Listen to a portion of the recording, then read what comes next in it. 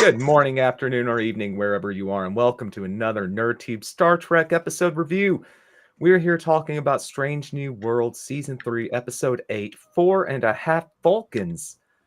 I'm joined tonight by my fellow Trekkies in arms. Zam, how are you, sir? I'm fine, thank you. Cousin Cheeto? So, And Lord Donkey, how are you, sir? Fascinating. You're fascinated by this episode. Okay. Fascinated? Okay. Oh, Lord. So yeah, this episode, there's a lot to talk about this week. We get almost a sitcom episode of Strange New Worlds with the captain, Nurse Chapel, Spock, or not Spock. What am I saying? Uhura and La'an all get turned into Vulcans this week. And I want to say it's probably more like 3 Vulcans and a Romulan, but we'll get to that later. Let's start with some overall impressions about this episode. I'm going to start with you, Zam. I just generally, when it comes to Strange New Worlds now, like I'm going into this show with a negative mindset when it comes to watching an episode, and my overall mindset feels justified because this is one of the worst seasons of Star Trek ever in modern Trek, and this is not this is not Lower Decks. This is Strange New Worlds, and I wish this show would try to justify it maybe being a throwback to what people loved about Trek instead of being this whatever the fuck this is, because it feels like, you know, Married with Children in space at times. It's like, what the fuck am I watching? You know, like, and this isn't one of those episodes, unfortunately. No, I agree. I told Scarlett that this would have made an excellent episode of Lower Decks, but not so much a Strange New World episode. Cheeto, what were your thoughts overall? I went into it with the same mindset as Zam. I get it. Like, Strange New Worlds has been letting me down recently, but I actually like this episode more than I thought I would. So, I don't.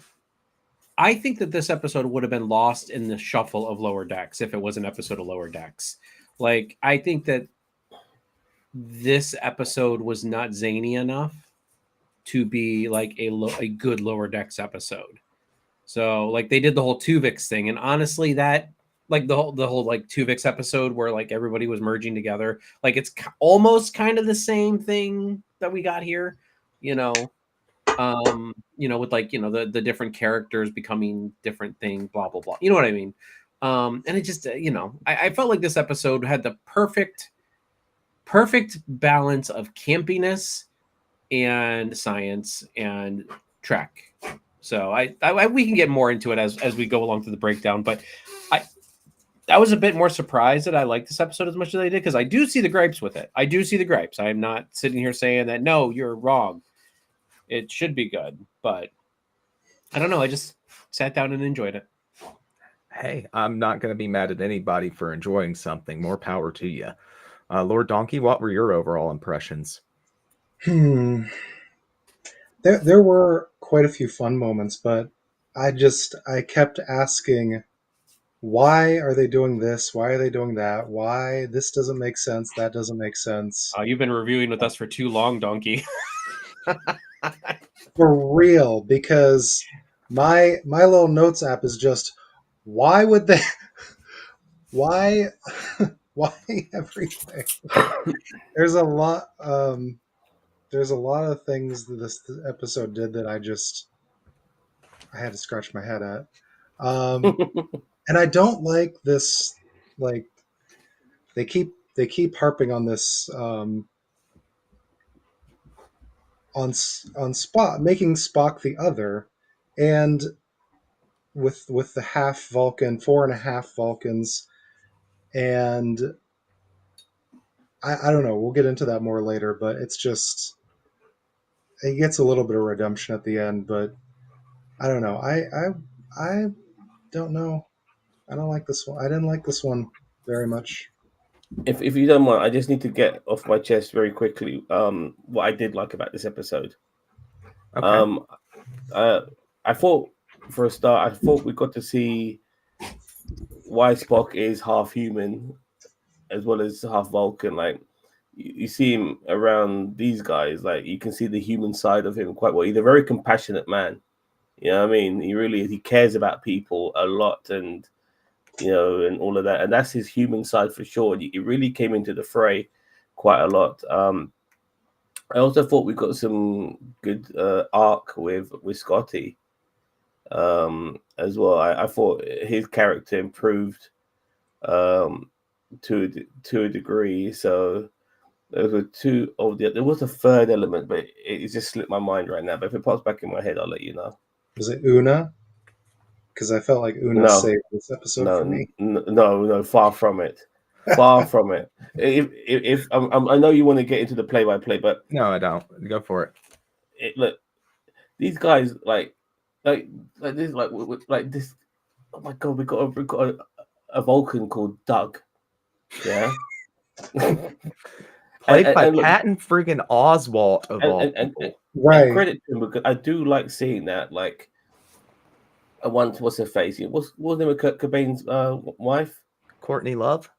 Yeah, she was in Sons of Anarchy, and everyone thought she was going to be playing a crazy person, and she didn't. She played a straight-laced, down to earth human being because that's acting, and it's good to see someone like Patton Oswalt playing a character like Doug, so to speak. But in a way, he was a bit weird because, like, Doug was supposed to be like a balance to this episode regarding how the other Vulcans were, or the other humans turned into Vulcans were, by being somebody who was fascinated by humans. It was almost like a nerd for human existence and stuff like that. But his relationship with Una was fucking stupid. Like, these are adults. He didn't have any sort of pheromones coming out of him, making Una fucking go all fucking wet inside. I mean, what the hell? Yeah, I mean, she was Niagara Falls in for this guy just by looking at him. Yeah, okay. Well, But there was no pheromone explanation regarding her lust for this guy. She just lusted him. But Zam, you haven't met that person yet. The two of them together, though. I'm talking about. Look, I have met that person, but there are people, regardless of how much you love them, that you can still maintain a level of professionalism when you're around your people who you work with. Like it's ridiculous. Like the way she behaved. Like, this is, I mean. Is she that easily manipulated by this guy just by being around him that she can't even maintain a slight level of professionalism? Welcomed every time I review with Ginger. It was absolutely. Look, I was watching Jessie Gender's review. She said it best, regarding her or even Leon at the beginning of this episode when she was like being weird around Spock for some fucking reason. Like, these are not children. These are fucking adults, and they're behaving like horny fucking kids. Yeah, like this is so stupid. You know what I mean? This we haven't even got into the Vulcan bit yet. But this is so stupid. Like, all of this is just, what is going on? Who's writing this shit? You know what I mean? It's CW. It might as well be. I'll explain so much.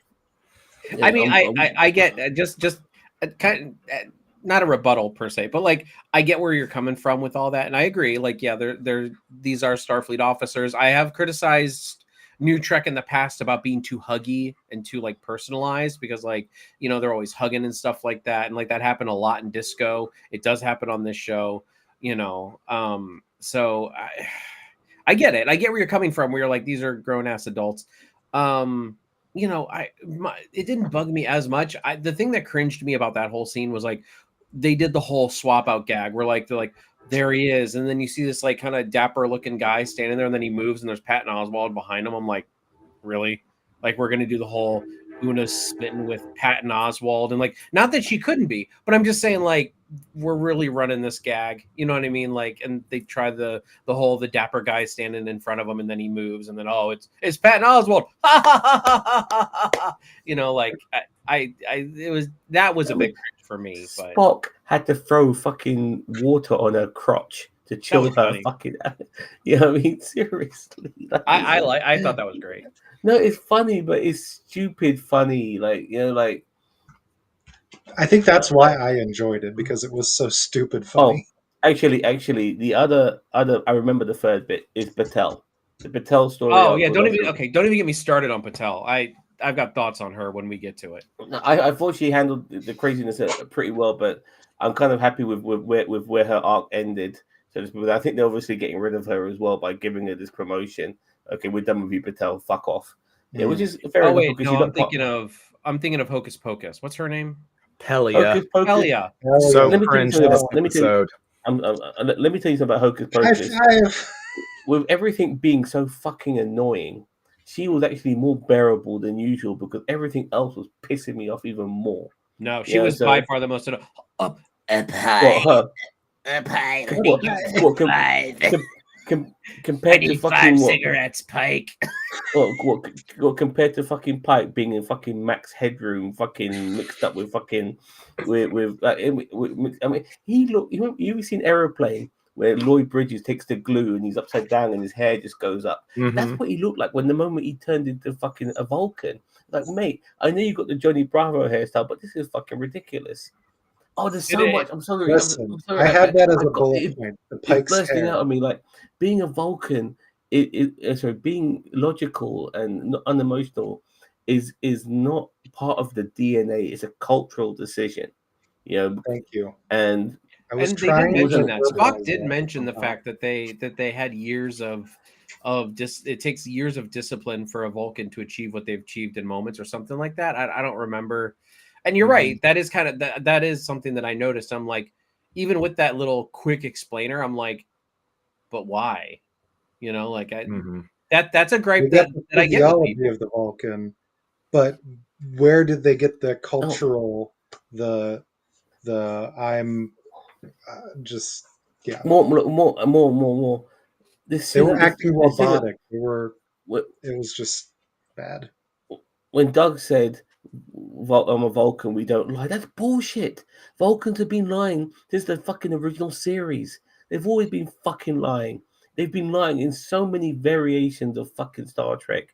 And for the fact that they say this is just one of these sort of cultural things that people assume Vulcans have, but they don't. They lie about not being fucking liars. They lie all the fucking time. Oh, God. This episode, you know what? If I had the balls to, I would have been smashing my head against this fucking table right now. You know, this episode was really infuriating, and this was the episode that they tried to sell season 3 on prior to season 3. I can't wait for the Muppet being episode released. in next season. Oh God, I'm already. I not can't looking wait for forward Zam that. to see that one. This is more I'm entertaining already- than the episode. You heard me. This is all gimmicks. Even this is a gimmick. You know, this could have been really smart, but no. And This that is whimsical comedy music they had playing in the background, I hated it. Yeah, I no, hated it. that again, that was another part where I was like, okay, that's a bit much. I couldn't No, stand it, man. When they had the Oh, slow-mo God. walk and all that other stuff. I get that point. Like again, I modern see the song. gripe. Yeah, Just- I yeah. get the gripes, like some of the gripes that people have. But for some reason, I just sat back and enjoyed this episode. I love La'an just like plotting to start this war, like and like her. So her and Pike walking up to each other and them talking about like, say it at the same time, Romulans, and then they just leave. It's like, I'm glad you brought that up because it was a bit bizarre, a bit left field, fair enough. But the resolution, because for some reason, everyone else turned back to humans again. Like it just like snap at the fingers. We didn't even see them like these when they became Vulcan, they didn't want to turn back to humans. So to voluntarily turn back to humans, I felt like they skipped over that.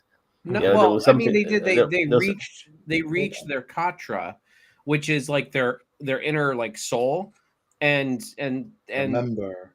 yeah, they reached their inner katra, and like it was their human part that was stuck inside the Vulcan. So when they talked to them, they said change them back.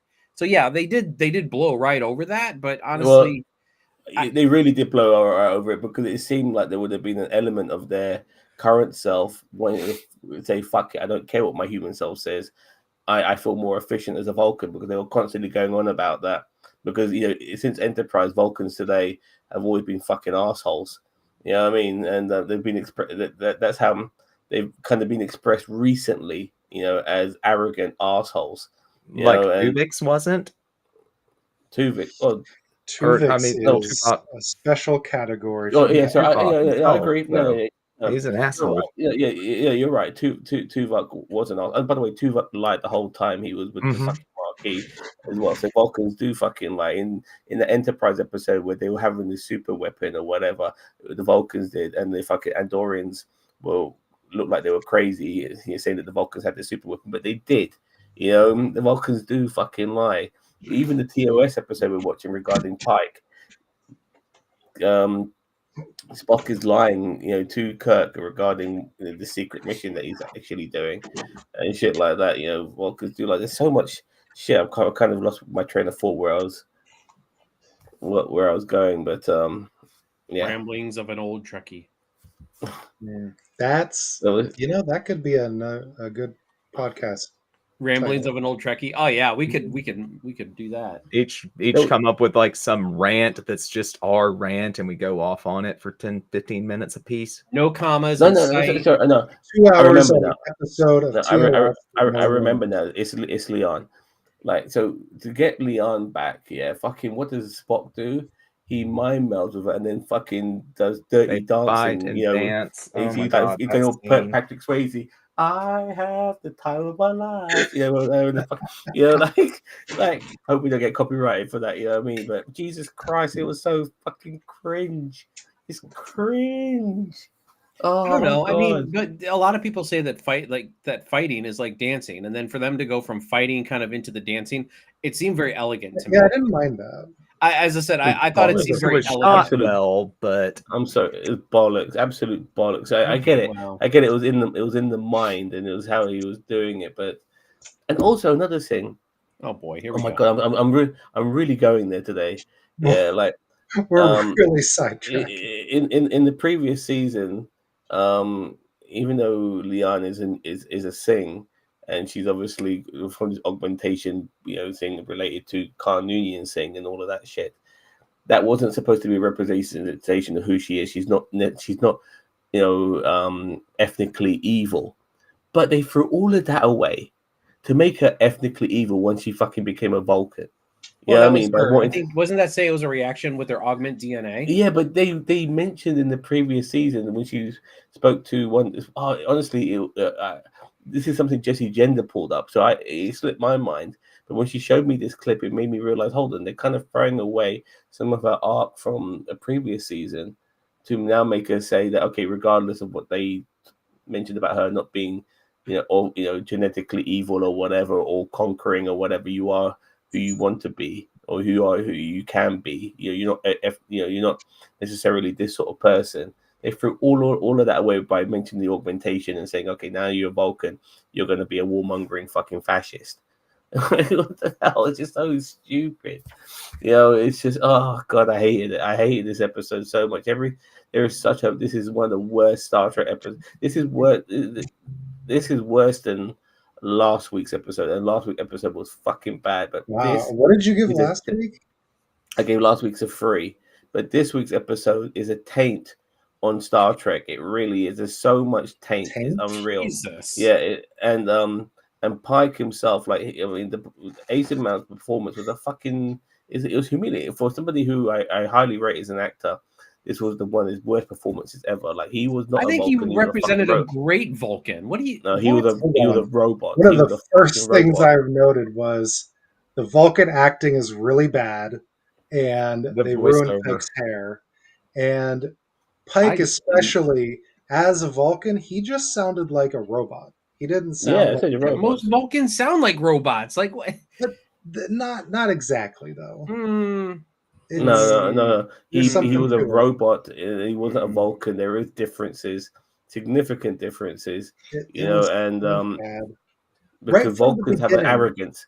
They have So- a cool, calm, demeaning arrogance, and he wasn't expressing that. He was being a robot. So we're just talking about the Vulcanization of them. But the whole, from the very beginning, the premise that, oh, we have to go down to this planet as Vulcans for this pre-warp civilization that the Vulcans made contact with before the Federation. So explain that to me from your Enterprise perspective, Cheeto. But we have to go down to this planet as Vulcans so that what? Why? No, that's one To of the fix a other gripes. machine. That's actually one of the gripes that I had with this episode was just because it's not about it's not about warp travel. The Prime Directive is all about warp travel and fostering in new races. Yes, however, it's not about you don't want to impose them meeting their evolution, but they've already met aliens, so they know aliens exist. So you're right. Could they have just gone down there as humans and been like, "Hi, we are also aliens, but we are with them." Spock is our representative of the Vulcans, but there are other aliens out there. Yes, they have not developed warp technology, but we are not giving them warp technology. Obviously, a breach of the Prime Directive would be giving them warp technology, not introducing. If they already know that aliens exist, that's fine. You know what I mean? It's a special situation. The Prime Directive doesn't apply, in my opinion. That was one of my gripes early on, where I'm like, wait a minute, why are we doing this as Vulcans? I know why the plot needed it, but at the same time, I'm like, it is a very paper thin reason. So I agree with you on that. They For could 5 have. minutes. We spent 5 minutes on that planet too. Didn't get to Not- meet not- anyone. not Just even like that. the last episode where we don't get to meet really any of the people that we're dealing with. We're just using it to kick off the plot and then throwing that part away because it was just to kick us off. That bothers me the most. If they hadn't wasted all their time with the sitcom elements of this episode, they could have had a good episode about this premise of and elaborated on it more, and so maybe it wouldn't seem so stupid. I also don't agree, or I also agree with you on that. Could this have been could the first 10 minutes of this episode been a good premise of an episode? Absolutely. I agree with you 100%. I mean, I enjoyed this episode, but I agree with you. That is a better premise for an episode than this one. I didn't hate this episode, but when they explain the whole premise that they have to go down as Vulcans and they have to talk to this civilization that hasn't been contacted in a while, it made me think of the Orville episode where they're all the people born under the certain astrological sign get put in a jail. Do you remember that, where they have the Gilliac? I thought it was going to be something like that, where they're dealing with this civilization of it. We get to see a strange new world, but we're not getting to see any strange new worlds in this season. New relationships on the ship. Well, look, Strange new relationships on the ship. Dude, I was so Last excited season, when we got to see a new world, but that was it. By the way, I was excited when Chapel started dumping everybody. I was like, "Thank you, God!" I'm like, just go do your research. Unfriend. I know I've been babbling on, and I do apologize, but just to add my 2 cents to the Prime Directive argument is that Starfleet has not breached the Prime Directive, and so they don't want to. The Prime Directive wasn't created prior to them being created themselves, like Starfleet. So the Vulcans, obviously, who had warp drive prior to Starfleet creation, they did whatever the fuck they wanted to do, and this is why Starfleet themselves are sticking to their rules, regardless of the Vulcans doing their own thing. Well, and this could have been a great episode to explain why the Vulcans have I don't remember what the Vulcans called, the no interference policy or whatever. They have a non-interference. They usually wait until that people get warp.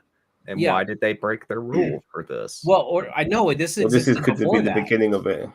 Yeah, that's what I'm saying. This could have been a good episode as to be why showing the beginning of this, maybe why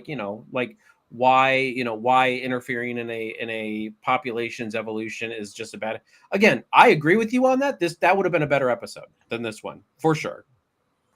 No, overall, I'm just unhappy with the direction of this particular series, and my God, I was so disappointed when I found out, there's only going to be 5 seasons of this, because season 1 I loved. Season 2 had its ups and downs, but it wasn't the end of the world. But this season, my God, Like it hasn't been good at all. Even episodes that might have had some promise, like the one with those giant creatures that look like from Bioshock and shit like that. Even though that ended poorly, you know, I think the only good episode was the Gorn episode. Really, you know, that Mr. Picklewitz episode was shit. I mean, there is so much stupidity in this show, and they really are going down the comedy route. What they're doing, and this is something I need to mention too before I forget, is that they're doing a Marvel where everything's got to be hoaxy and jokesy, you know. And I really feel like they feel like this is the direction we need to go down. Let's make it fun and have, you know, we'll have jokes and have fun and all of that. When it comes to serious matters, they're just, you know, making it a secondary issue, and it's not very good. I'm gonna have to agree with you, Zam. I don't like the direction this show's going, and it concerns me regarding Starfleet. The Starfleet series, which will be coming up. You know, about the cadets and all of that. The trailer looked really promising. There's so many people shitting on that trailer. I love the trailer. I thought it was fantastic. You know, it felt like, yeah, this is really good seeing possible new characters who might end up being mainstays of Star Trek for decades, and we see them as babies, you know, as teenagers or young adults, and we might see them for the next 20, 30 years into the future. It's great. But if they're going to follow the example of Strange New Worlds, I'm going to be very upset. As much as Discovery had its issues, at least it took itself seriously. This ain't, you know, and it's pissing me off. Well, I think time. the pendulum swings both ways. I think that Discovery kind of took itself too seriously, and they were kind of too Burnham focused. And like, I feel like the pendulum is swinging the opposite way for Strange New Worlds. Is that, yeah, now they're really like not taking themselves seriously. They're not kind of hitting those gut punch episodes. You know, I watched Strange New World season 1, episode 1 just the other day, and I bawled at the end because just like that is Star Trek. You know what I mean? Yeah, I remember. That is Star Trek. And like, yeah, that is what we're looking for a lot more of. You know, I know every episode can't be knock it out of the park, but, and I agree with you, this season has been a letdown. You know, like, has it been like the most awful television ever? No, but it's not like, no, it's not living up to what they originally promised us, which is more Trek to its core. And I love DS9. Case in point, like, I don't mind arching storytelling, but when you sit there and tell me that this is more going to be like an episodic adventure weekly, you know, series that goes back to the core of Trek, give that to us. Instead, it seems like they're leaning more and more towards that CW bullshit. And too many relationship issues as well. Like, there's nothing wrong in having relationships, but it's becoming a bit too focused on all of that. And like I said, the way it's been dealing with relationships is so Spock is a back daddy, hands down. You know, he is, but I'm just saying it's very, very immature as well. And even like, you know, like put in Kirk today, like he just felt wasted. Yes, You know? thank you. Yeah, he comes over to the ship to see his brother, and once again they deny us Kirk or Jim and Sam together. Yeah. Oh yeah, your brother just fucked off. You know, like you guys don't want to spend time together. Kirk and Spotty were the best part of this episode. I agree with Zam there. Kirk and Scotty were good.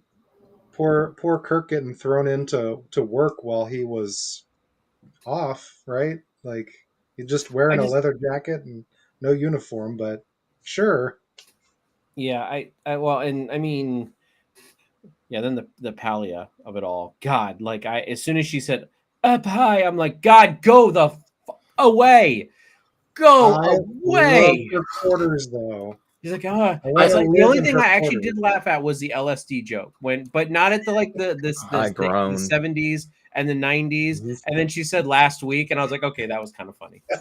I want to mention Uhura as well. Like, what this episode has made Vulcans out to be is really uncompromising, terrible human. You know, so I can't say human being, but that's wrong. But they're not human beings, but terrible people. Like, Yeah. You're going to be my boyfriend. Well, you know what? I'm going to brainwash you. Yeah, with a Vulcan mind meld, because that's who we are as Vulcans. Yeah, I'm not going to appreciate you for being a human being. I'm going to make you a sort of like Vulcan in my image by mind melding and stuff like that. What Pike did with Battelle as well. These are confidential things, and he's just spilling it out to his superior officer. Even though it's confidential, and Yeah, but I think a yeah, Vulcan wouldn't. I think a Vulcan wouldn't like. That was a very Vulcan thing that Pike did. In that really. moment. I think it was, yes.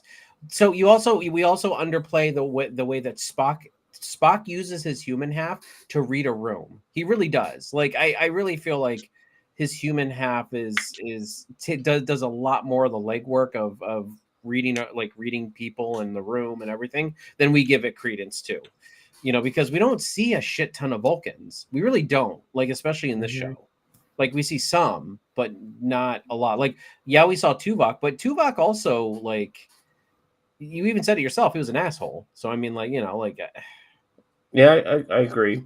But he was loyal, I think, at the same time. He grew, loyalty became something, especially towards the needs of the crew and the ship. It was something I kind of saw, and same with Spock. He liked being friends with people. He wanted to sit down with Leon and Una, and like Leon just told him to fuck off. Yeah, nice of you. but And this is that's the before she problem became with a the Vulcan. relation. That's the problem with the relationships in this, and I agree. I don't like all the relationship drama that the show is going on. I don't mind that Spock and La'an are boinking, but like, do we really have to add the drama into it? Like, you can't sit here. Like, What is why? this, Degrassi? Yeah, like look, Like I said, they're fine. adults, Spock and, man. Just be- Spock and La'an are boinking. Cool. I like that. I like their chemistry actually, but Zam's right about the adult thing. These guys are acting like teenagers, not adults, in some of these instances. They're So. all cooped up in a giant can in space. People, Starfleet officers who are all sharing the same space with each other are gonna probably boink, because That's the new word. yeah, Boink. yeah, they're gonna probably shag, because why the hell not, So I don't see the issue in all of this. I think especially in that time period, I think they'd be a bit more liberal when it comes to stuff like that. Yeah, I'd boink Spock. So, I mean, let's be real. so I'm just kind of surprised that they're so it ends up being so conservative, when reality is it shouldn't be an issue. It's just relationships, nothing more. And it shouldn't be such a big deal. That's why I said once again with Una, it was an absolute joke. I've never seen her being so vulnerable. She's a badass. And there she is, Yeah, like but falling to badasses can see pieces. that. I definitely don't agree with you on the vulnerability, like on her part in this episode, because maybe they did dial it to 11. I will give you that maybe it was a little excessive the way they made her kind of swoon over Patton Oswalt. I was more annoyed by the fact that they did the bait and switch. That was just annoying. But still, like seeing a badass like that vulnerable is not I don't think that's a bad thing, because we can all be vulnerable no matter how badass we are. No, we can be vulnerable. We can be vulnerable, but to be vulnerable in the sense that, oh look, there's my ex-boyfriend. All of a sudden now I'm weak at the fucking knees in public. I find, especially somebody like herself, who we all been in relationships, we're all seasoned people. She's a seasoned person. She should fucking know better. She should be a lot more on the ball regardless. And like I said, there's no pheromones involved in any shit like that. So, and another thing, if humans stink so fucking much, why the hell did Sarek fucking shag one? Like, Well, if we have unbearable smells, Sometimes people like the they stink. took a shower together, maybe. I don't know. I mean that was very well established in Enterprise. Like that was portrayed very well in Enterprise with T'Pol. Chris Tucker and T'Pol, like how did that work and all Charles of that? Tucker. So Charles yeah, Tucker the Third. So I just found I sometimes feel like they just say it out of being mean. I think there's, like I said, there's an asshole element to it, to these Vulcans nowadays, So if I can, They really overplayed it though, too. Like we've seen so many Vulcans through this show, through Discovery, and all of the new Trek since the 90s, I guess. Why did they overplayed it? And another thing with this episode specifically, why were they wearing the Vulcan outfits the entire time? Yeah, I'm glad you Like, mentioned that. he, Yeah, Frank is having a dinner with his girlfriend and the Vulcan admiral, who they just randomly throw in there. Because I thought there weren't very many Vulcans in Starfleet at this point. Well, I think they've kind of retconned that a little bit, like like going like from this, but no, like I think they even said in the original series that Spock was like the only Vulcan in Starfleet. Yeah. I think, And I mean definitely in the Kelvin timeline, yeah, that's Spock where I'm coming turned from. down. Yeah, Spock turned down a spot in the Vulcan Science Academy to go to Starfleet. Yeah. Remember, that's when he gave him the look like Siler from Heroes, and he's like, "Live long and prosper." But Pike is wearing this outfit, and he's been a Vulcan for a day. And he's got this ridiculous Maybe hair. it's comfortable. how did that hair happen? How did it not they're- alienate the admiral? Right. Isn't that some kind of appropriation Appropriation. here? Cultural appropriation. He's sitting across from the admiral who's just wearing a normal Starfleet uniform while being Vulcan. Like that bothered me, and I actually wrote that down twice. Was the admiral I think I'm wrong on this, but I need to be sure. Is the admiral the lead singer of Smashing Pumpkins? No, Was that him? It just I looked don't like know Billy that. Corgan. It looked a lot like him. Yeah, I was looking to myself. Is that the lead singer? I'm pretty sure it wasn't, but I just had to double check. No. Okay. No. Have we hit all the points, Mage? Go through your notes. Make sure we've hit everything. We've hit all my notes. Yeah, I wasn't even going to do a play-by-play this week. I wanted to talk about all the different plot threads because there were so many of them. But we've talked about all of it. Oh, and what kind of hold on? But and regarding Polly, I was going to bring this up a little bit ago, but then we kind of tangented again. Go for Why is she allowed to have a anti-scanning field or something around her quarters? She could be making a bomb in there. Wants. Yeah, but who Does is what she? Wants. She probably made it out of telephone wire. She can make a bomb. Well, I think that's a huge security risk. I thought that was a very good moment. Trying to start a war to care. No, sorry, there was one other good moment, and that was with Ortegas when she kind of put Uhura in her place. Yeah, I did enjoy that scene. That was actually really good. That was really good, saying you're stupid not to see my brother for what he is, and you have to make all these changes to him. Yeah, that was a good scene. She shined. Well, and I mean, I think she's gotten a little bit. I think they've taken notes from season 2, maybe, and like made her a little bit less annoying. I know that she did have kind of like the smart aleck comments in the early episodes, but I think they're kind of. I mean, I now watch all next week is just she's going to be rife with like Ortega's annoying like insubordinate comments. She still hasn't had a real episode yet. I felt like we still haven't had a proper Ortega's episode. You know. Yeah, no, I agree with you. I think her character is probably the least fleshed out of any of the characters. We know her job, and that's it. She flies the ship. That's the closest thing to an Ortegas episode, and she's just not even really herself in that episode. Well, something's got to happen just because So- Sulu's eventually got to come in.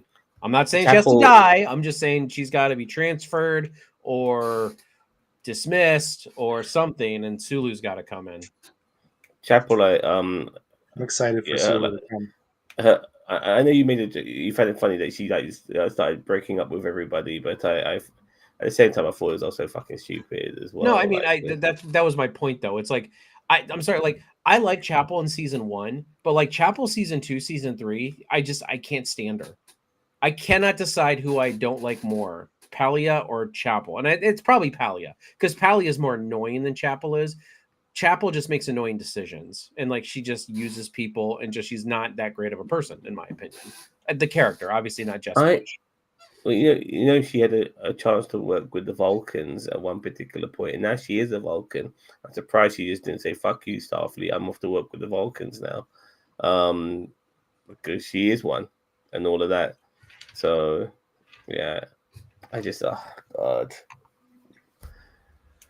it's just such a. I'm so upset because I love Star Trek. I love it so much. That Winslow. Winnie. Hey, Hello, Winnie. Winnie. A winning. I love it so much, and this is where we're at with it at this moment in time.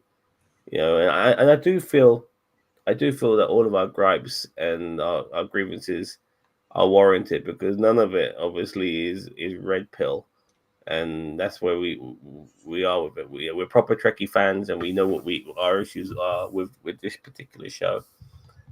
And will it get any better? I don't know. Will season 4 get any better? I doubt it because I think they've already kind of made it, haven't they? Or they're in the verge of making it as we speak.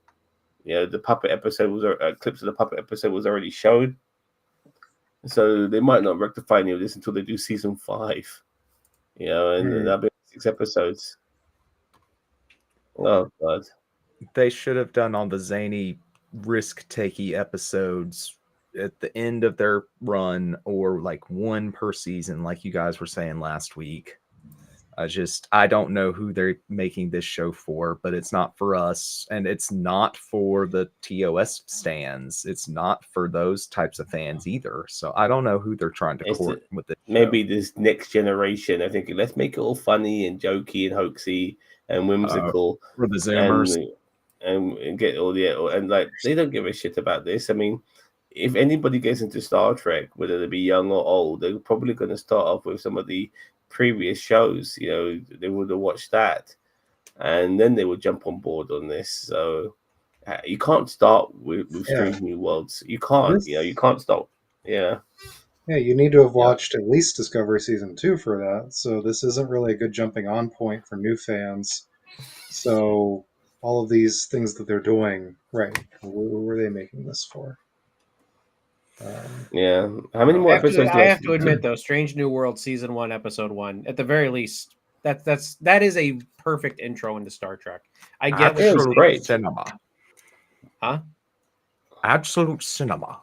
It is. It is. Like, again, like I understand, like getting like later in the seasons, but like you really like start like that episode of Strange New World, that first episode, just it is Trek. It really is. I mean, I get it. Like if you start watching Strange New Worlds and like that's all you're watching, then yes, you are definitely missing the overall point of Star Trek. But like if you're just showing people like, look, this is one episode I'm going to show you to get you into Trek, that's an episode right there.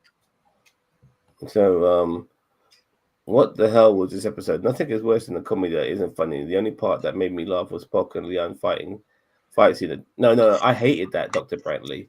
I already made a joke that he turned into fucking Dirty Dancing by the end. It was so stupid. It was just as cringy as everything else. Not funny. Hello, Admiral Teague. My life. Welcome to the stream. It was this way before. No. I think this season has been terrible. But my issue will never be wokeness, red pill, women in charge, all of this bullshit. Because I don't go down that particular road. There's a difference between hating something for what it is and hating something because it's just a bad episode. Because of bad writing. Yeah, bad writing and bad episode. As I have as a Doctor Who fan, where love the characters, love Pike, all the casting in this show, but they're making some because I think I just want decisions. Like I remember I was watching one of your streams, Admiral, and like one of your mates had an issue with Pike being a cook because they think he's being emasculated. So if you think somebody like Gordon Ramsay is an emasculated man, that guy is also I'm an idiot Vulcan sandwich. Being able to cook as a man is nothing emasculating. And when I hear one of your mates say that, I face palm, but it's so fucking stupid. They were trying to be serious. I laughed my ass. Yeah, I know, but maybe hopefully you're laughing at it, not with it. a serious enough tone. Yeah, I agree. Yeah, it is self-satire. I agree with you there. I 100% agree with you there. It is self-satire. And I was telling the boys here that I do feel they're trying to be like Marvel, where they're trying to make everything a bit too funny and jokesy and hoaxy, and that's the route they want to go down. It makes any difference. Yeah, I think. Yeah, Kurtzman. I think he's had his time. I did defend him initially because I thought he started off poorly, but then I thought, okay, you listen to the fans now. Maybe you are going to improve things. The Lower Decks, as much as some demographics might dislike it, I thought it was brilliant. It was a breath of fresh air to Star Trek, and I didn't mind that because it being an animated show and still being very, very loyal to the premises of Star Trek by bringing this humorous element to it was a breath of fresh air. But the problem with Strange New World is that it also wants to be like a live action version to a degree at times of Lower Decks, and it isn't. When they done the crossover episode, that was funny. When they done the episode where Spock became a full-on human, I didn't mind that. That was funny. That was this felt very refreshing. But now they're going to that well too many times, and they're not going to the well of what made Star Trek itself so popular, which was thought-provoking episodes. Exactly.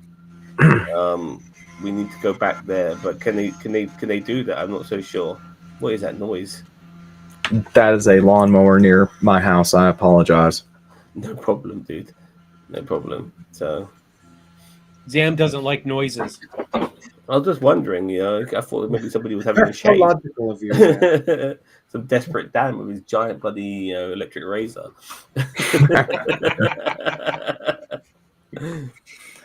Yeah. No, just somebody Man, weeding what's or wrong, cutting grass. I was about to say it's like 8:15 in our time zone. Like, right? You're still in Eastern time zone, right, Mage? It's dusk. It just now. I mean, who's mowing right now at dusk? Somebody hates their neighbors, apparently. Yeah. Usually 1 or 2 episodes a season as a comedy is enough. This is like the 3rd or 4th comedy episode in season 3. We still have. Yeah, I mentioned that, Doctor. Like the problem with Strange New Puppets World are next season, by the way. It is next season. Yeah, and I'm not looking forward to that. And by the way, I think Stargate has already done it, and they use marionettes, not bloody the Muppets. But regardless, Strange New Worlds is just got too many gimmicks in it, gimmick after gimmick after gimmick, and I'm not a fan of that. It's just they're overdoing it. I watched an older episode like Ghost of Eteria, and it's pretty dumb. Illyria. Yeah, Illyria. Oh, Illyria. Sorry, I probably know. You're right. I read it wrong. He didn't. I think he spelled it. I read it wrong. It's pretty dumb, but they weren't lost like they are now. Shows worse every week. Says, what is this Ghost of Illyria? Remind me. It's an episode of TOS, right? It was an episode of Strange New Worlds, I think. Oh, was it? Okay. Yeah, it's the one where they find out that Una is got. That was a good episode. That courtroom episode. Yeah, that was was Ad Astrum something. Yeah, that was And that's a really good episode. 3. That was episode of season 2. Yeah, that was the last time I really loved this show, I think. And also, I mentioned before the episode where they were on that planet and they started to forget who they were, but their instincts kind of reminded them in a way that they are, so to speak. I think Pike, which made show kind of Pike what a great leader he was, so to speak. It was a really good episode. It was something to do with some sort of meteorite, which is making everyone forget, and you have to wear a helmet like Magneto to be protected from the radiation of that meteorite. It was a really good episode. Ghost of Illyria was season 1, episode 3. And all it says is Una must confront a secret she's been hiding when a contagion ravages the ship, incapacitating the rest of the crew. I don't remember that. Like, it's the one where we find out that she's genetically modified. Okay, so that is the one. Okay, so you were right. Okay.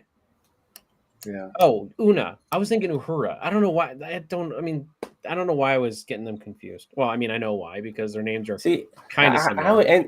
How it ended with Una saying, "Okay, fine, I'm going to go out on the night in the town and look like look like mutton dressed as lamb, and she pulls it off very well because she looks amazing. Still, Rebecca Romaine, fair enough. I didn't mind that. It was really good for her to let her hair down because she's always working. And you mentioned that at the very beginning of the episode. I thought that was actually a good payoff because she's always working, and now she's going to have go and enjoy herself. But the stuff in between was just terrible. And apparently, everyone was supposed to be on vacation. But it didn't seem like that because everyone was on the bloody Enterprise. The only person who was on vacation was Sam Kirk. I know, right? We didn't get a sexy Pike and like an open shirt on Ryza. Or camping in the woods. Camping in the woods, singing "Row, row, row your boat." I mean, come on. Spock could bust out the marshmallow maker, like the little thing that spits out the marshmallow. Even though I've had issues with contradictions, and I mentioned it earlier in our stream regarding Leon, sometimes if the episode is done well, maybe the contradiction can be given a pass. It can be because, let's be honest, Star Trek is full of contradictions and stuff like that because it's very hard for them to keep a lid on everything and make everything connective because you do scratch your head and think to yourself, well, if that's that, then why is that like that in this particular episode? And so it's very hard. It's difficult considering there's hundreds of episodes. Yeah, it's hundreds of episodes of Trek and movies and all that. Sorry I was late. I think we can all agree that this week's episode sucked balls. -11 out of 10. Oh wow, Rick B with a negative ranking on a new Trek episode. Such a hot Who would have thunk it? I know. Who would have thunk it? But But he's not too far off the last few days. I hate to have to agree, but God, that Rick B must be like so proud of himself right now. But Rick, here's what Rick B is gonna do. He's gonna take Trek, like Strange New Worlds has hit that rut where it's like, what are we doing here? But it's like he's gonna take that and say, well, all new Trek sucks because look at this one or two or three examples here. He's gonna run with it. And my God, what concerns me now is that when that Skydance is going to get it, is it going to turn into like Babylon 5, where it's more militaristic? Is Babylon 5 more militaristic, would you say? From what I remember, your episode I've seen, maybe like Halo and stuff. I mean, it's definitely not like Trek. It's more like it honestly seems more like what Battlestar Galactica. Like Battlestar Galactica, but also more like if our current timeline actually made it to that point without nuking ourselves into oblivion, it's probably what we would turn into. Like Trek is so far gone from what we can actually achieve as human beings at this point. Like, I don't even think World War III would save us. Make us pull our heads out of our asses. We're on a trajectory to Babylon 5, which isn't the worst timeline, but also isn't the best. They make it harder than it has to be to connect things. Every crew member is an unwilling spy co-opted by another organization, a traitor or a criminal. Funny enough, you said that moment where Vulcan Pike and Vulcan Leon know a particular secret, and they said it to each other.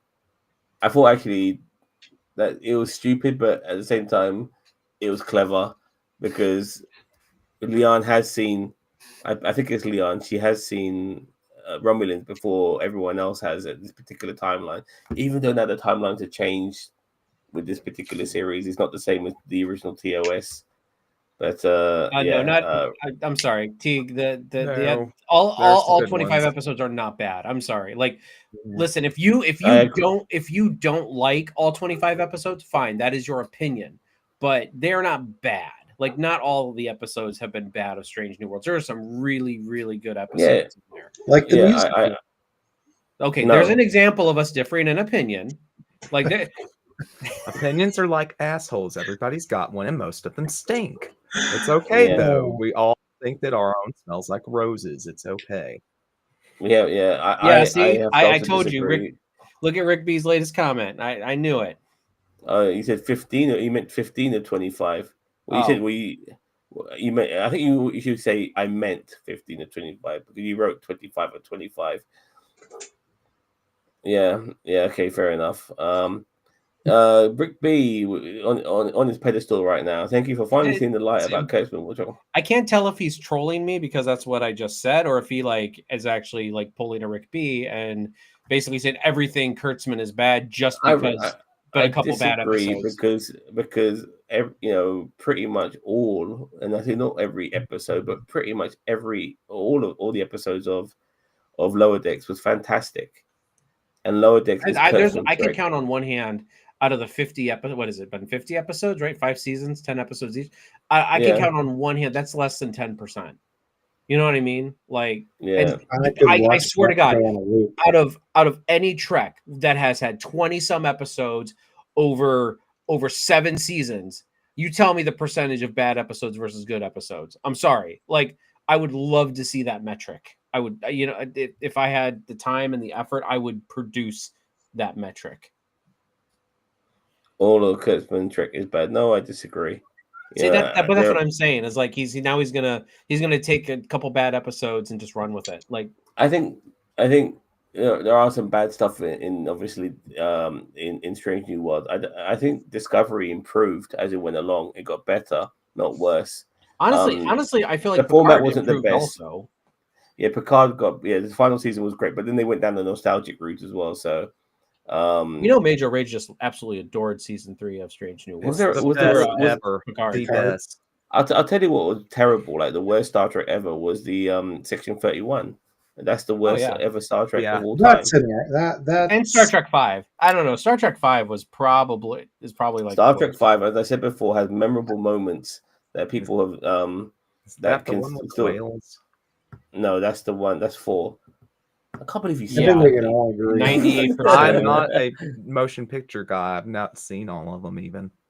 Star Trek 5 has memorable moments. That's why. Star Trek 31, but 31 has an Irish Vulcan that is actually something that you think that you would see in Men in Black.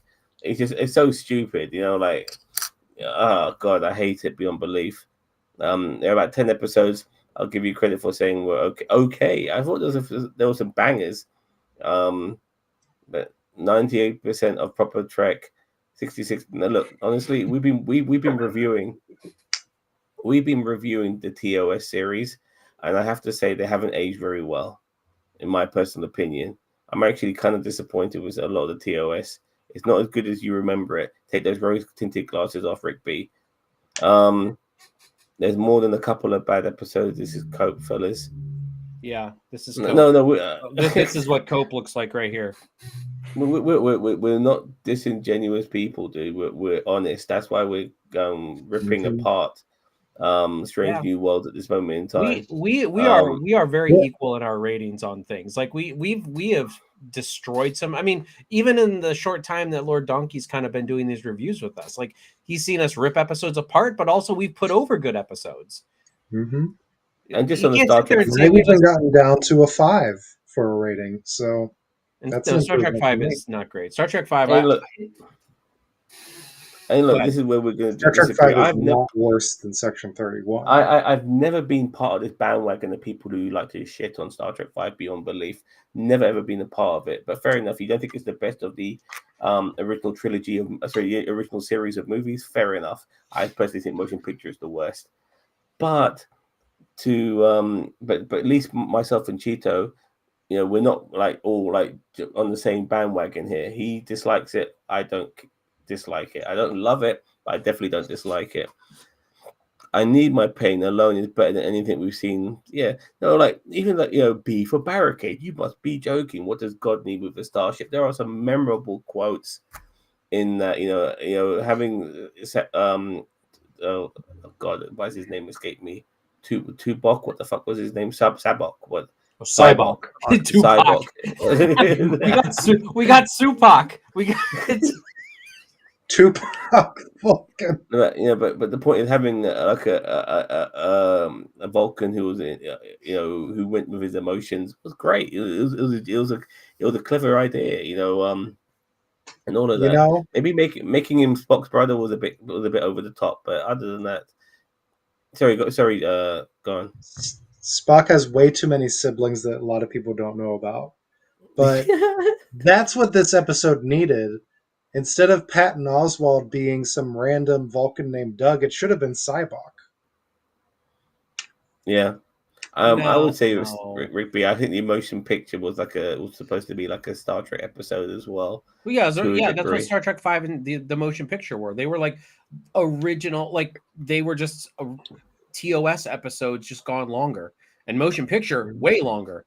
But here's the thing: those movies are critically and fan base rated the least. Like some people are fine with them, but Star Trek 2, 3, 4, and 6 are critically the best movie. Like they are all better than 5 and the motion picture.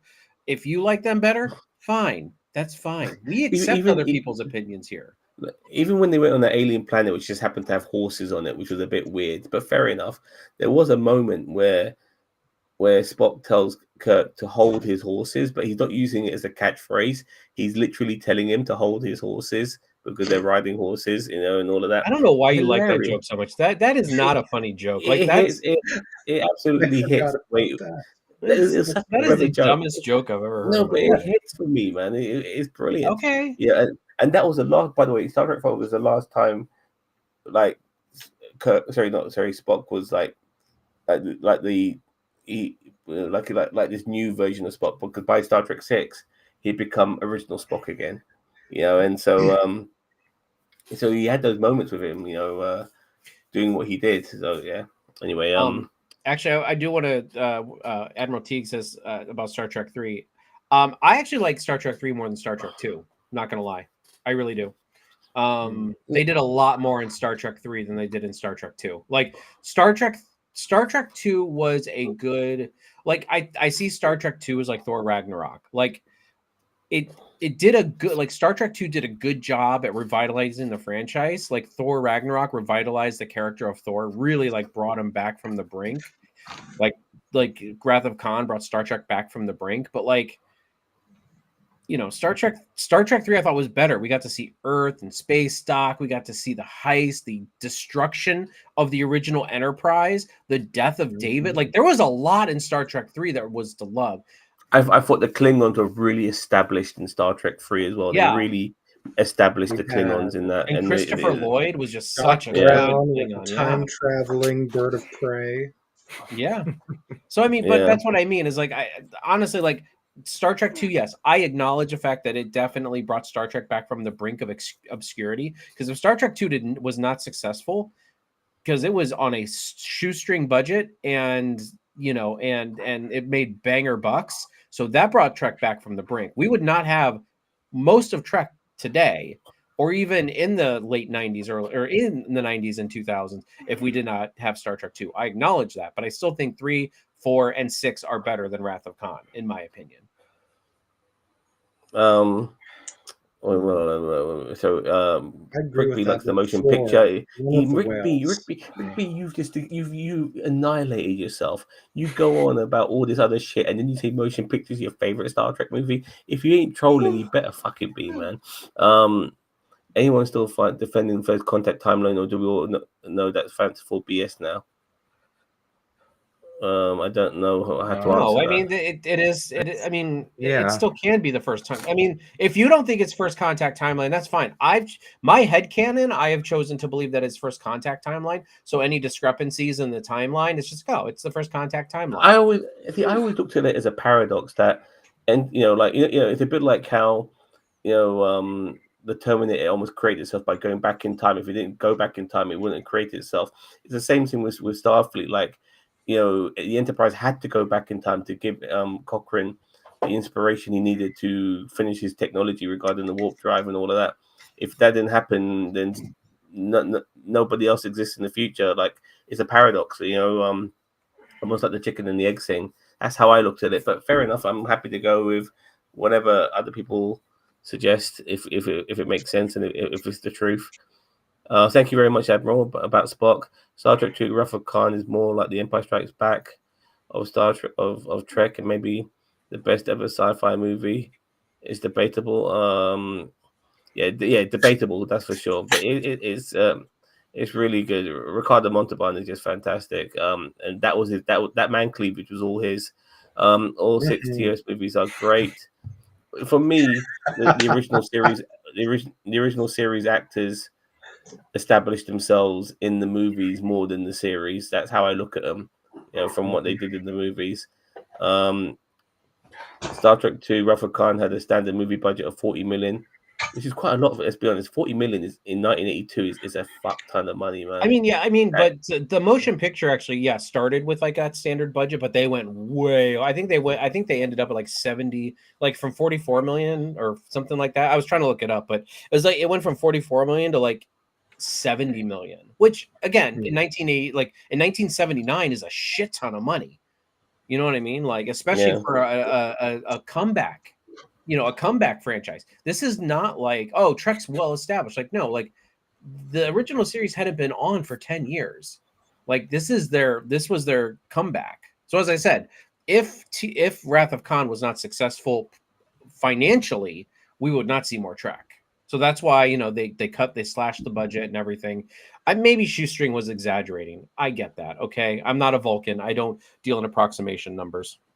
I am not, I'll be honest with you. I appreciate what 2001 Space Odyssey did for science fiction. I'm not the biggest fan of it. I prefer 2010. I like that film a lot more. Welcome Daniel Vance. Welcome D. I bless D. Bless the chest. Yes, bless that chest. I think wait. Oh, the next comment. Okay, go ahead.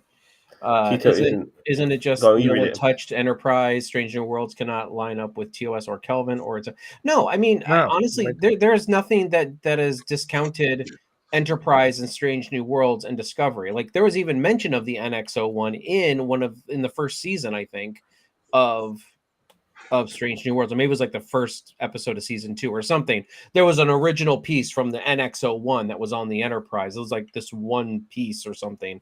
So like, no, we can still, and on top of that, as I said, like there was no recording of the Borg or anything in the original timeline, whereas there was mention in Enterprise of the Borg, like that encounter. And they were playing it fast and loose with the terminology just because they didn't want to alienate all the Canonites.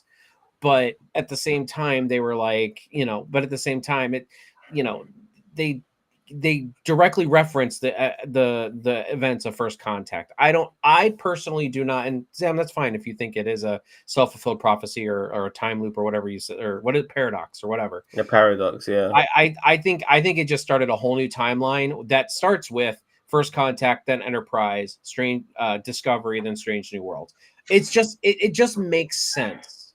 You know what I mean? Like I'm sorry. Like to me, it just makes sense. Yeah, it's my headcanon. I will never tell anybody that they're wrong. I'm not saying that I'm completely right, but it just helps equate everything out for me. Okay, so the motion picture was like $170 million in 1970. I mean, don't get me wrong. Like there are Marvel movies made today for about that much money. I think he's talking about box office. The box office performance was 139 million, unless I was looking it up, and the motion picture's final budget was approximately $444 million, which was a significant increase from its original $15 million. So they must have so maybe I have it wrong. Maybe their original budget was 15 million and then it ended up being 44 million. I agree. That's how it went.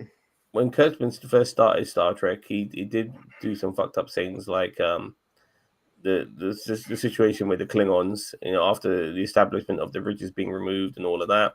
And then in Strange New World, they actually visit Klingons and they look more like the Klingons that we are used to looking at, and nothing like the Klingons that were in Discovery, even though Strange New Worlds and Discovery are so tightly knitted to each other, because Strange New Worlds is a spin-off from Discovery.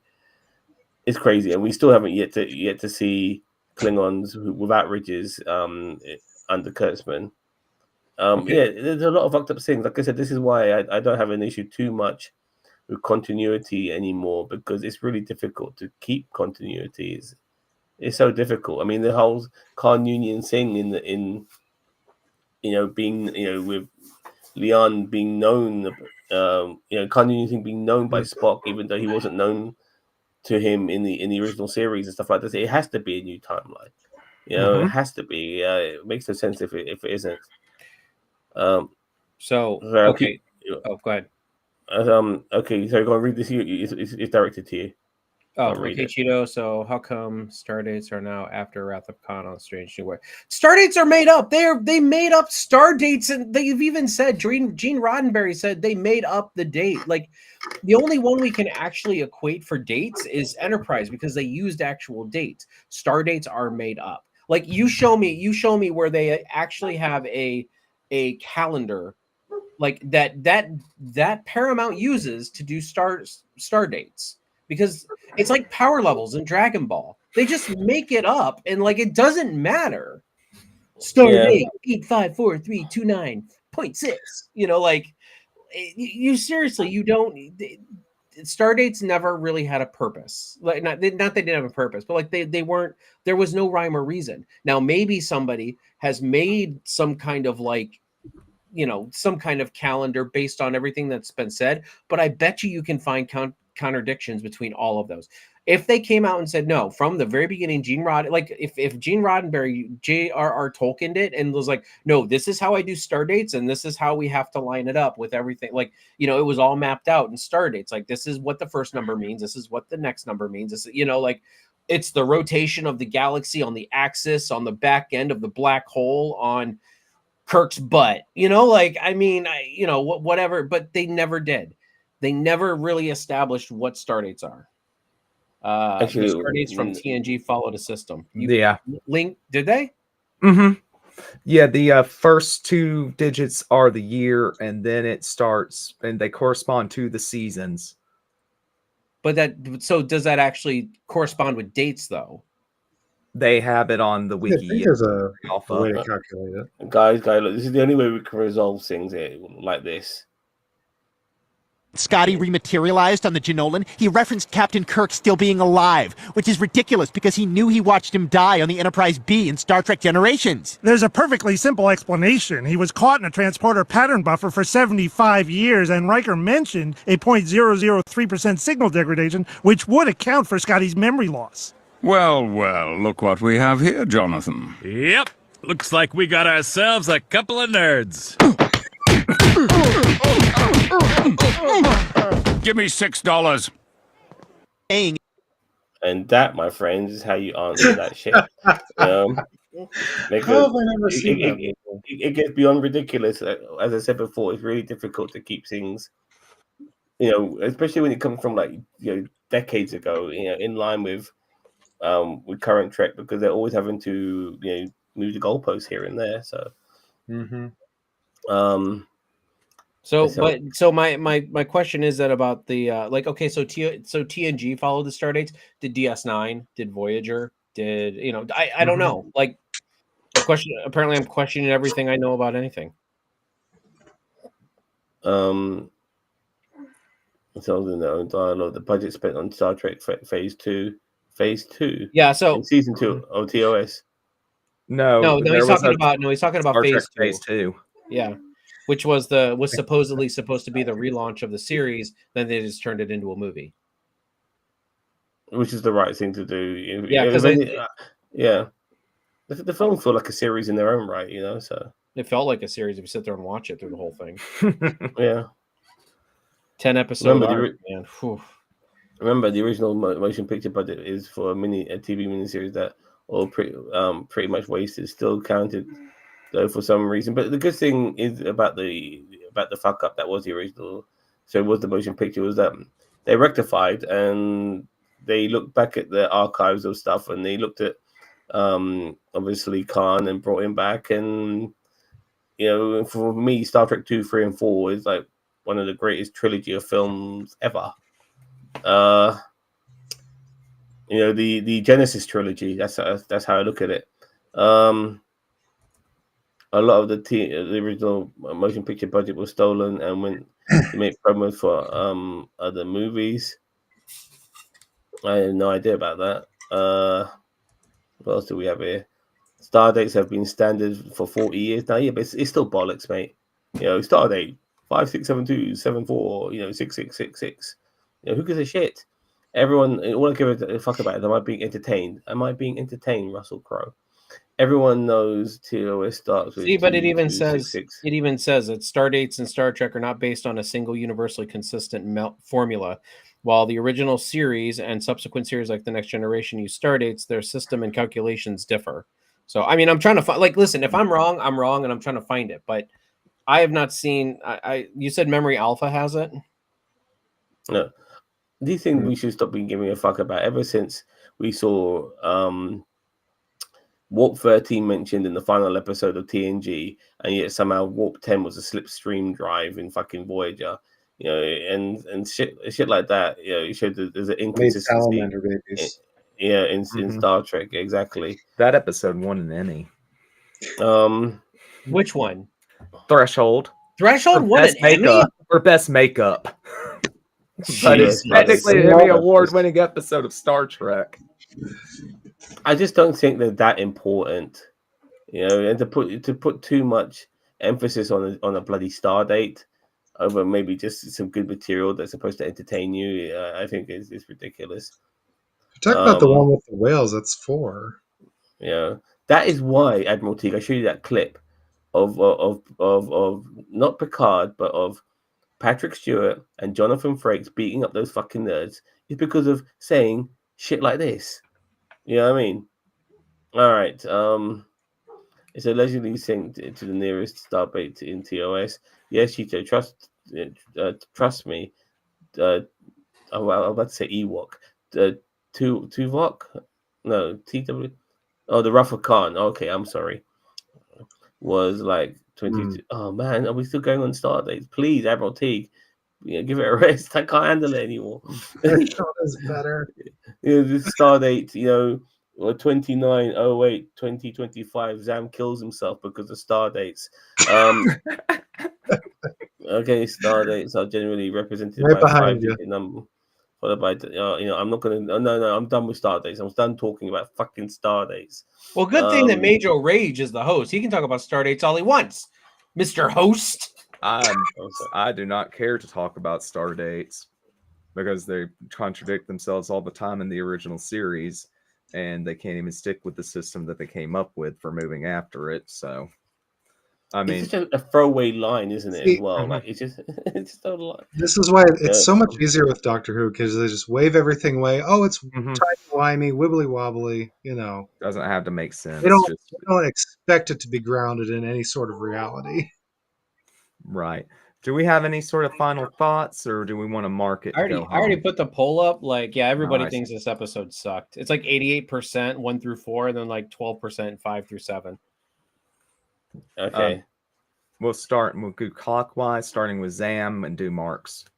It's a 1 out of 10 for me, man. This is terrible. I've had as much as I did mention some of the good things, like Scotty, for instance. What was the other good thing I forgot because there's so much shit. There was another good thing I mentioned as well, but I can't remember now. But regardless, it wasn't good enough because the Ortega's. You actually like the Ortega's bit. Yeah, I did like that, but there's something else I mentioned as well. Oh, okay. But regardless, I'm very disappointed with the show. I go into watching Strange New Worlds now with a negative mindset, and I've never really felt like that about Star Trek before. And yeah, it's not good. It's not good at all. And I'm deeply disappointed. In 1 out of 10. All right, Cheeto. Actually, I'm a little bit more forgiving of this episode. I actually enjoyed it a little bit more than obviously you guys did. I am going to give it a 5 out of 10. I did enjoy a lot of parts of this. There were some moments, as I said, I see the issues, but some of those issues I was kind of just hand wavy. By the way, as of today, it is stardate -2973442.8. Just so y'all know what the star date is today, because that makes sense. What is it like? BC?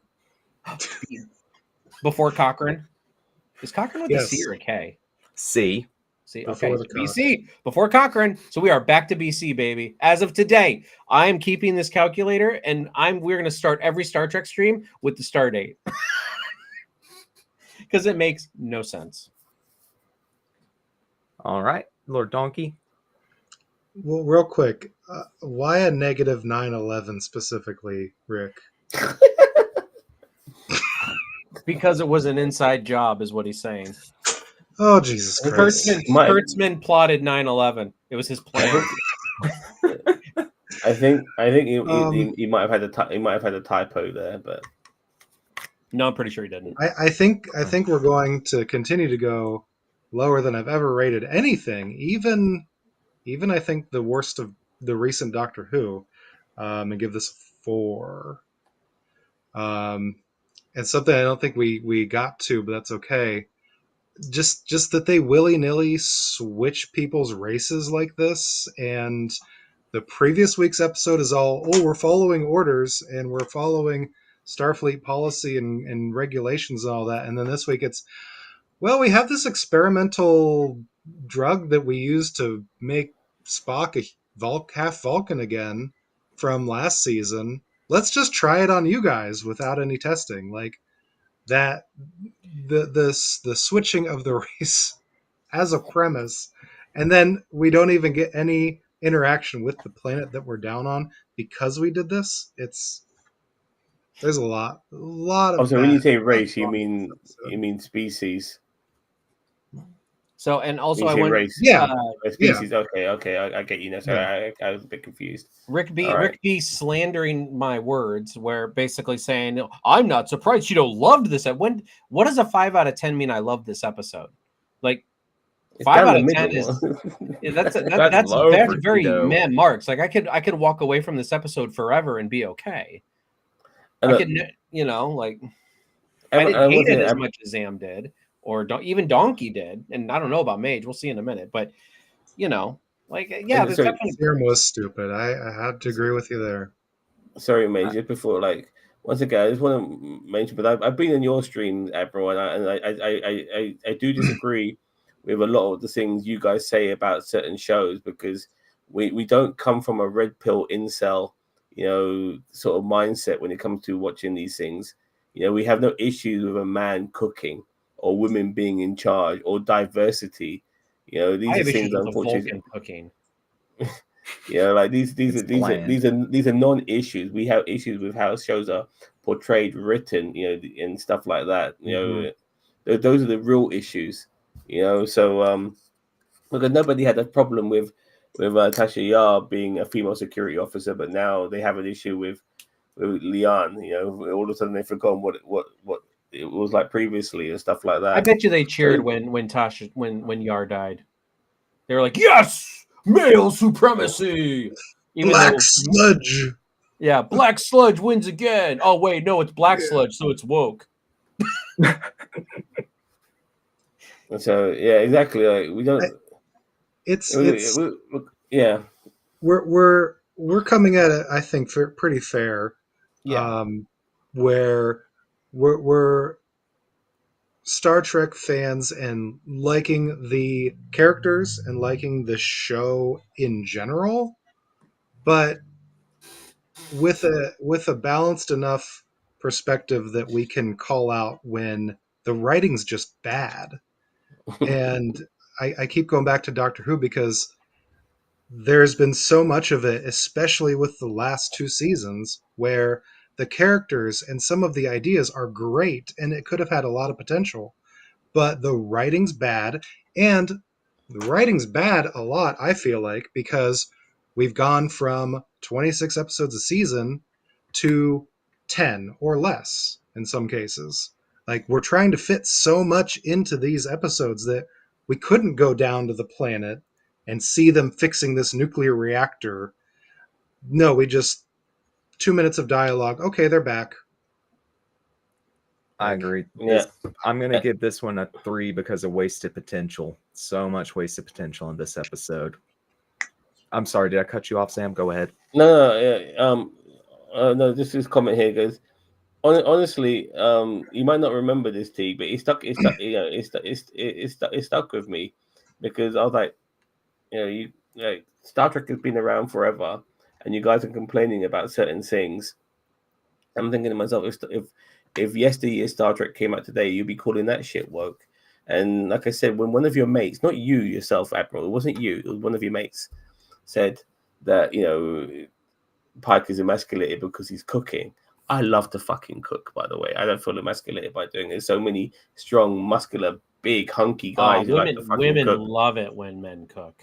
Yeah, you know, there's So you know, Men also love it when men cook. Yeah, I mean, listen, they women always say, "Oh, the way to a man's heart is his stomach." No, we know where the way to a man's heart is. Women are projecting onto us what they want. Women, the way to a woman's heart is to feed them.